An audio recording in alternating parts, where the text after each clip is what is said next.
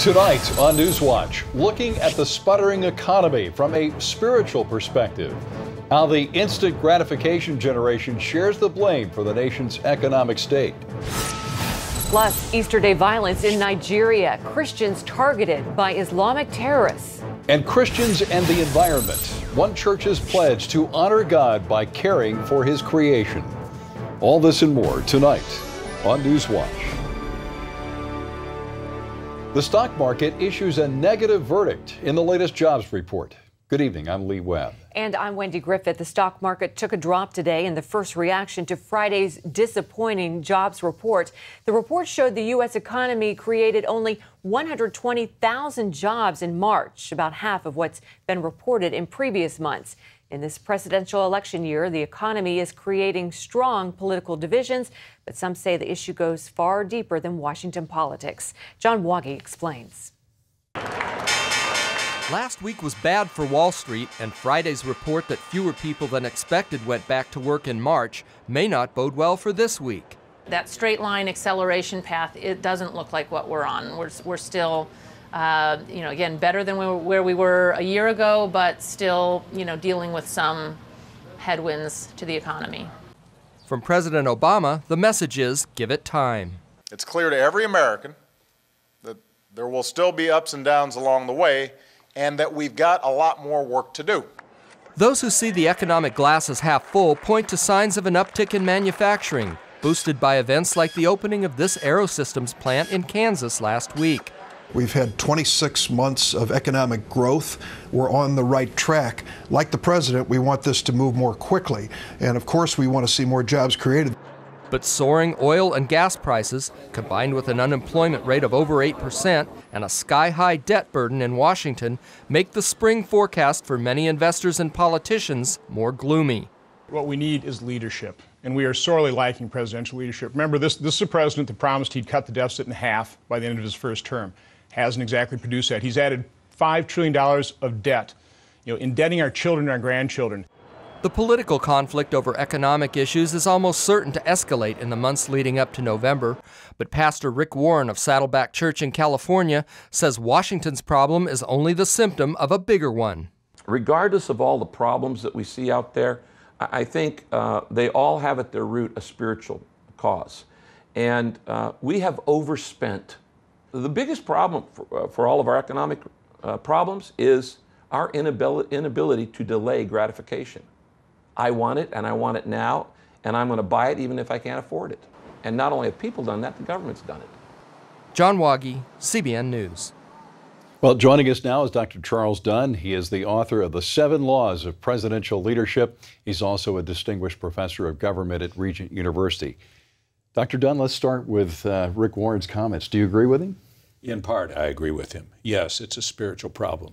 All problems really have a spiritual root, but it goes far deeper than that. Instant gratification, when did that begin? Let's go back, for example, to something we call the New Deal.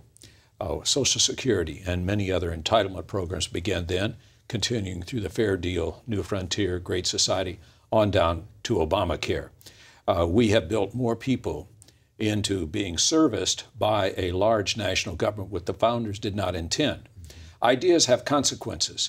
If you and I go back to the Methodist Social Creed of 1908, we see the principles of the New Deal in the Methodist Social Creed of 1908, also in the Roman Catholic Bishops' Program for Social Reconstruction in that same era. That is, out of the halls of liberal theology came ideas that led to these huge entitlement programs. So Rick Warren is right in part, but there's a long history of ideas having consequences, and we're now paying for these negative consequences of bad ideas.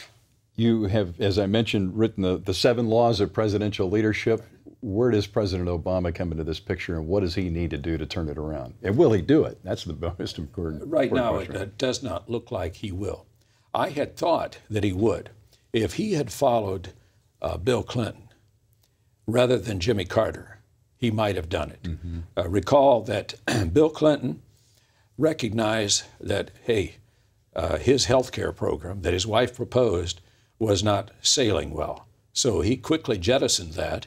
Then he went on to work with Republicans and conservatives on welfare reform. The other hand, what has Barack Obama done? He has fallen prey to really the leadership of Jimmy Carter. And he's become very negative and nasty. And he needn't do that.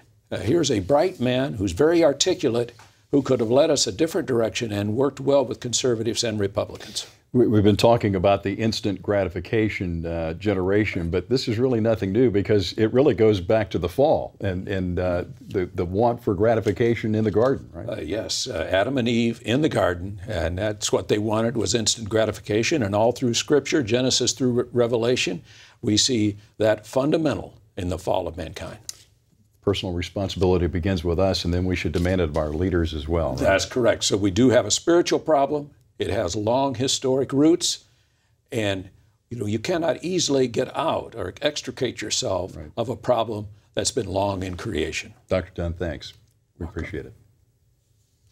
The U.S. Navy is sending a second aircraft carrier to the Persian Gulf as tensions rise with Iran. The warships will patrol strategic oil routes that Iran has threatened to close off in the past. They will also support the U.S. mission in Afghanistan and take part in anti-piracy efforts.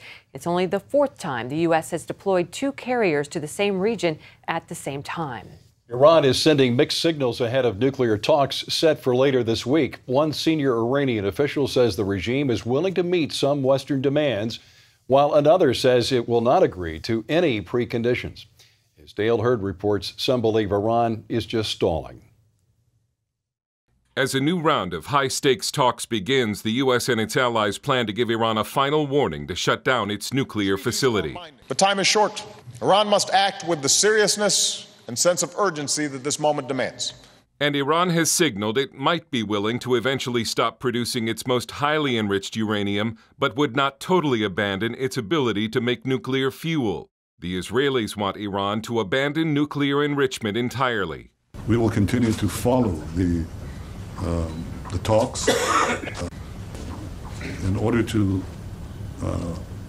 ensure that Iran doesn't use the talks just to gain time, or even worse, to gain time and deceive the world. Unless there is a diplomatic deal, and nothing is going to stop the opponents of this program from pushing for confrontation with Iran, particularly the Israelis. Hundreds of drone and satellite flights over Iran the past 3 years have provided detailed intelligence of an underground facility accessed through tunnels. The intelligence suggests Iran has not taken the step to assemble a bomb, information the U.S. hopes will stop Israel from launching a preemptive strike. But the U.S. has made other moves to stop an Israeli strike. Intelligence sources believe the White House may have leaked a secret Israeli plan to use airfields in Azerbaijan to attack Iran's nuclear facilities. In general, I was speaking with one very senior officer who said this is just all very damaging. It's all damaging, right? I mean, if you think about it at the end of the day, there's no strategic surprise anymore. Dale Hurd, CBN News. Radical Islamists launched an Easter attack against Nigeria's Christians. Authorities believe church services were the suicide bombers' intended target, but a security guard turned the driver away. The terrorist set off his explosives in the street, killing at least 38 people. The force of the explosion damaged the nearby All Nations Christian Assembly Church and the Good News Church. Meanwhile, gunmen with possible ties to the Islamic Boko Haram shot at a policeman and his family, killing his 6-year-old daughter. More than 380 people have been killed in violence blamed on that radical Islamic group. But the U.S. government has not designated Boko Haram a terrorist group. Recently, Nigerian human rights activist Mark Lipto told CBN News that the U.S. does not understand the group's agenda. Boko Haram have come out to say they are out for Sharia, the strict imposition of Sharia law in the whole of Nigeria. They target Christians in their worship areas and they bomb them. They have also come out to say that if you are a Muslim and you are sympathetic towards the Christians that are being killed, you are also their target. They've given ultimatum to Muslims working in government buildings to vacate the areas, or they will have themselves to be blamed. So this is their tactics and their strategy. Mr. Lipto also says U.S. funds have been used to help build Islamic schools in Nigeria. Back here at home, the special prosecutor in the Trayvon Martin shooting says she will not bring the case before a grand jury. Martin is the Florida teen who died after being shot by neighborhood watchman George Zimmerman. Zimmerman says it was self-defense. Martin's parents say it was murder. The police did not file charges, but protests prompted Florida Governor Rick Scott to appoint a special prosecutor in the case. Angela Corey says she continues her investigation. She also says no one should draw any conclusions about her decision not to bring the case before a grand jury. 2 men are charged with 3 counts each of first-degree murder in a shooting spree in Tulsa, Oklahoma. Police say it's too early to call the murders of 3 black men a hate crime. The men were killed Friday during a shooting rampage in predominantly black neighborhoods. 2 others were wounded. On Sunday, authorities arrested 19-year-old Jacob England and his roommate, 32-year-old Alvin Watts. Police say England may have been trying to avenge his father's shooting death by a black man 2 years ago. Local and federal authorities stopped short of saying the shootings were racially motivated. It sickens me. It angers me. This is not what Tulsa, Oklahoma is about. It is very premature to talk about hate crimes. We have yet to analyze all the information. Shootings have spread fear and anger in the city's black community. Journalists, politicians, and other Americans are remembering 60 Minutes legend Mike Wallace today. He passed away at the age of 93. Fellow CBS correspondent Morley Safer said Wallace was responsible for the continuing success of 60 Minutes. Wallace earned a reputation as a tough interviewer. Some people, in fact, said the 4 most dreaded words in the English language were, "Mike Wallace is here." His son, Fox News anchor Chris Wallace, said in a recent interview that his father's mind had begun to slip recently, and he added, "The interesting thing is he never mentioned 60 Minutes. It's as if it didn't exist. It's as if that part of his memory is completely gone. The only thing he really talks about is family. Me, my kids, my grandkids, his great-grandchildren. There's a lesson there. This is a man who had a fabulous career and for whom work always came first. Now he can't even remember it."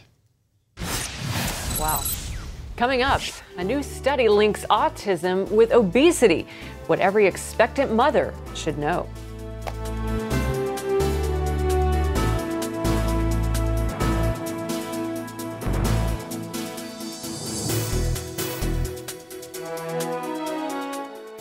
Hi, Anthony Sullivan here for the Sticky Buddy, the sticky roller that has the power of glue without the goo. Dog hair, cat hair, spouse hair, mouse hair, cookie crumbs, kitty litter, birdseed or lint, it doesn't matter. Then just rinse it, dry it, and it's sticky all over again. It's perfect for quick cleanups and easily removes pet hair, dust, and lint from upholstery and pillows. Use it on all types of fabrics, even silk and suede, and it doesn't leave a sticky residue. Sticky Buddy has little rubber fingers that reach deep into your carpet. Use short strokes to gather the hair, then just flip it, roll it, and watch the hair stick to it. Then when it's full and dirty, just rinse it, dry it, and it stays sticky. Clothes, couches, comforters or car seats, keep your interior looking new, and say goodbye to crumbs on the car seat. Then just wash it, dry it, and it's super sticky and strong all over again, saving you money. For litter boxes, it's a must. Cats and dogs will love you even more if you use it as a pet brush. The Sticky Buddy normally sells for $20.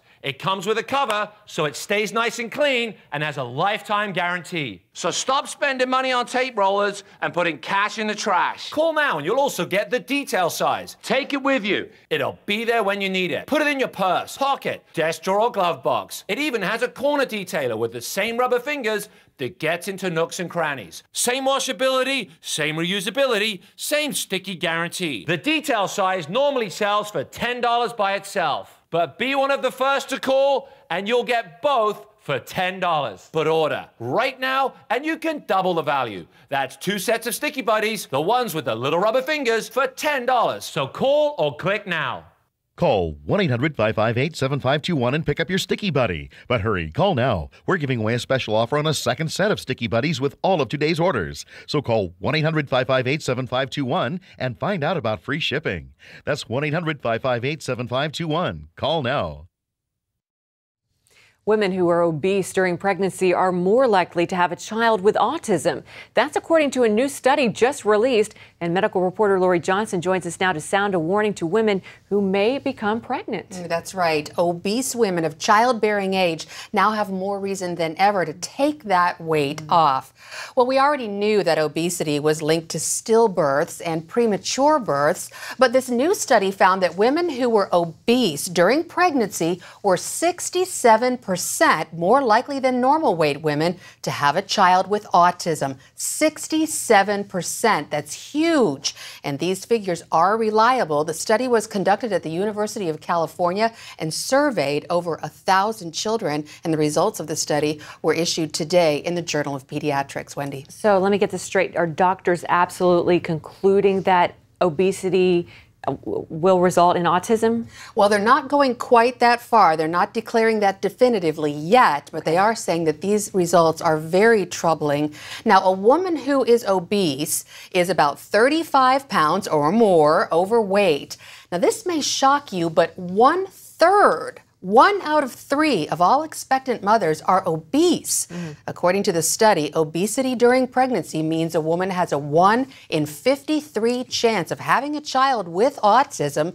Normal weight women have a 1 in 88 chance. So autism numbers are up and obesity numbers are also way up. Oh, yeah. So obviously women need to do everything they can to be healthy, especially if they're thinking about having a baby. Absolutely, Wendy. Thanks so much, Lori. Lee?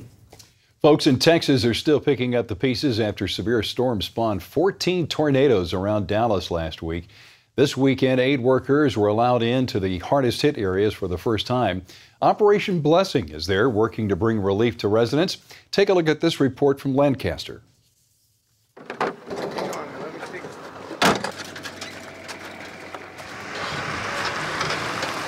It was amazing the damage that it had done, and being here so long, it was truly amazing. It didn't look the same. Every time I would come in the house to try to get something, I'd want to do something, I would get depressed and I would just leave. It was like just such a relief because I didn't have to think about nothing. Here was somebody here to just help walk me through this. We'll go ahead and move that. I went from being devastated to happy again.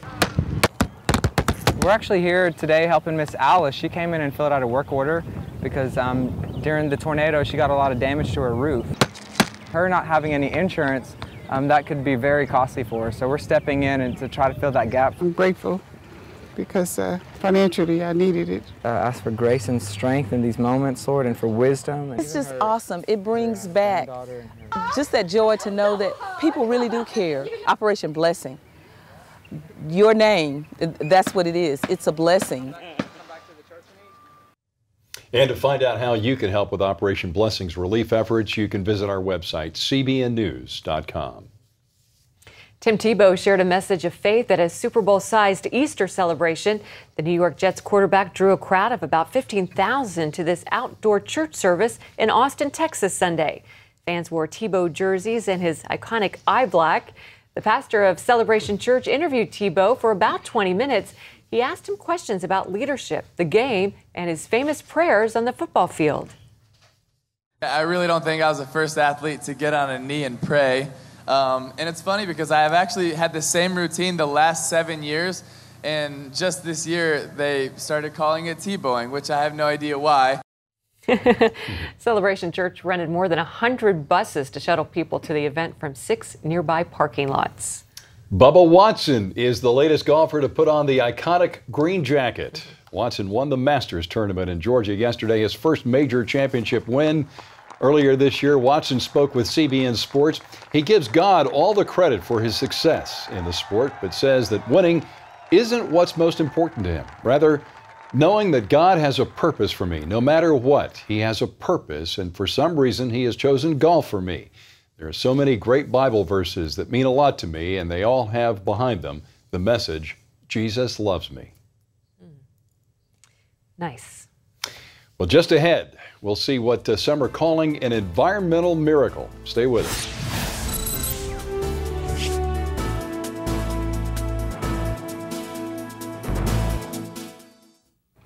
If you have diabetes and you're on Medicare, Call now for a new pain-free meter. These new meters are more accurate, they're easier to use, and the best news is you don't have to prick your fingers anymore. Call now, and Arriva Medical will send you one of these new meters for free. And if you have Medicare, your testing supplies may also be covered. Arriva makes it simple. They bill Medicare directly. There are no upfront costs. And they deliver your supplies right to your door for free. With these new meters, there's no coding, you don't have to prick your fingers, and some of these meters even talk. Your blood glucose reading is 122. And if you call 1-800-284-9762, we will send you a free Betty Crocker Diabetes Cookbook filled with delicious recipes. Call Arriva today. You'd be glad you did.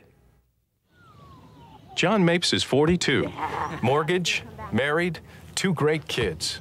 He wants to protect his family with a $500,000 term life insurance policy. What do you think it'll cost him? $100 a month? 60? 40? Actually, none of the above.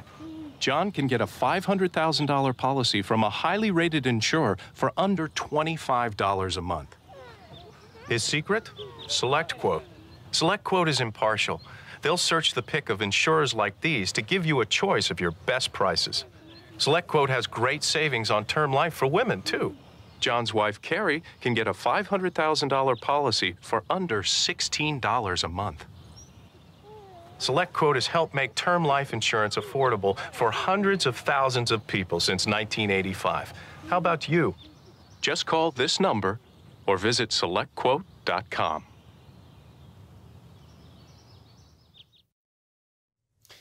Protecting the planet should be something we all rally around. The Bible, in fact, says it is important, but Christians often shy away from environmental causes because they're so politically charged. Yeah, well, we found one church in Boise, Idaho that went to the scriptures to lead them back to nature. Paul Strand has this story. The Vineyard Boise Church came to own this 22-acre space on the wings of an environmental miracle. The bank wanted $1 million, but then the EPA found a dry cleaner had polluted the land's soil and groundwater. And so the EPA condemned the property. The price dropped to $170,000, so the church bought it, but nothing could be built on it. Then, according to Pastor Tri Robinson, church cleaner Ray Gallegos read about how the prophet Elisha had healed the waters with salt. He came to me and said, you know, I think that if we would put salt in these test holes on this property, that God would heal the water. They bought the salt. We poured it in these holes and prayed over the holes, called the EPA, asked them to come and retest the water, and the water was pure. I think God was going green way before you guys. But despite this eco-miracle, Tri wouldn't preach about man's biblical, God-given duty to care for creation. He felt environmentalism was associated with liberals, and his church was mostly conservative. Then during the 2004 presidential election, his son Brooke and his daughter were complaining. If we vote one way, we're voting against the sanctity of life, which we don't want to do. But if we vote the other way, we're voting against the environment. They thought politicians should be for both. If you're pro-life, how can you not be, pro-creation? Tri felt convicted. People who I was calling liberal wackos or tree huggers, who were really looking for God and seeing him in nature. And because of my attitude towards them, I was literally pushing them away from the kingdom of God and from the gospel. He began preaching for wholehearted creation care and was surprised to get standing ovations. Now the church is teaching its people how to grow their own good, clean food, raise their own chickens like Brooke is, and recycle.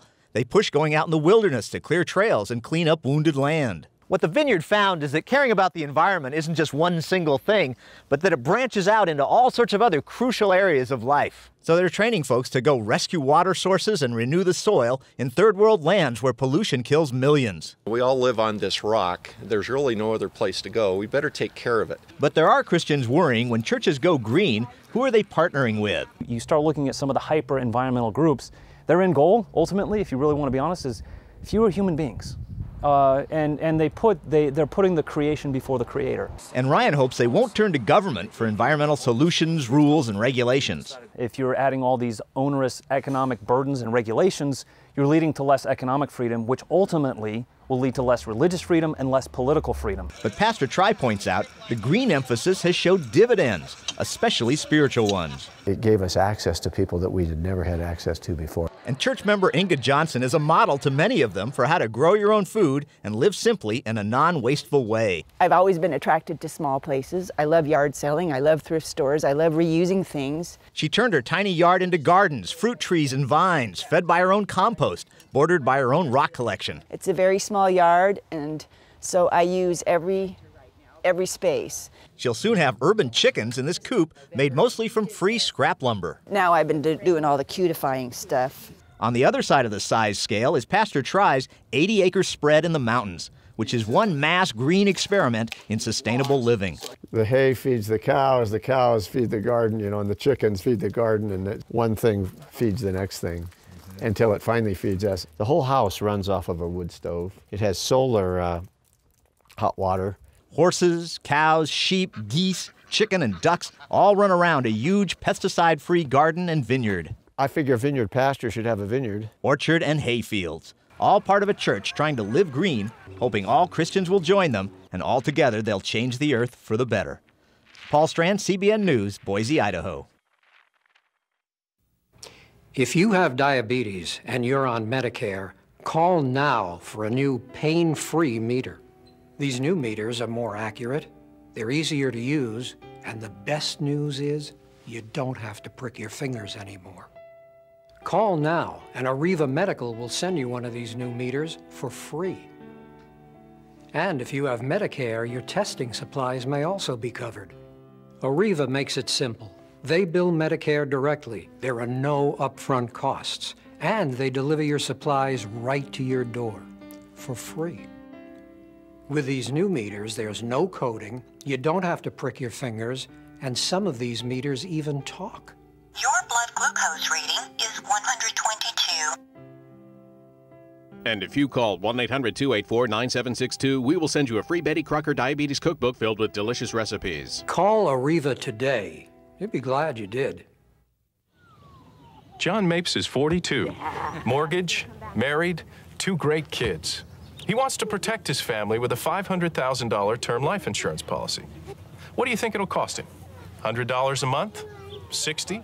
40? Actually, none of the above.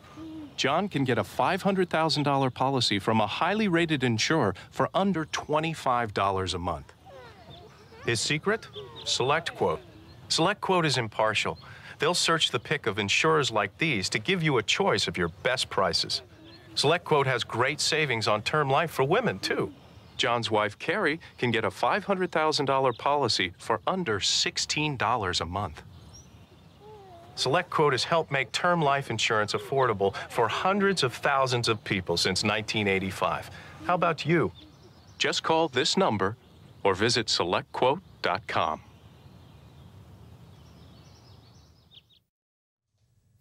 Well, President Obama faced some stiff competition at the White House today. Thousands of children. Yeah, they took turns rolling Easter eggs at the annual White House Easter egg roll. This year's theme is Let's Go, Let's Play, Let's Move. Activities included basketball, a yoga garden, and a workshop on healthy cooking. The president, first lady, and their daughters read to children. President Obama read the children's classic, Where the Wild Things Are. Oh, I love that one. More than 30,000 people took part in that event.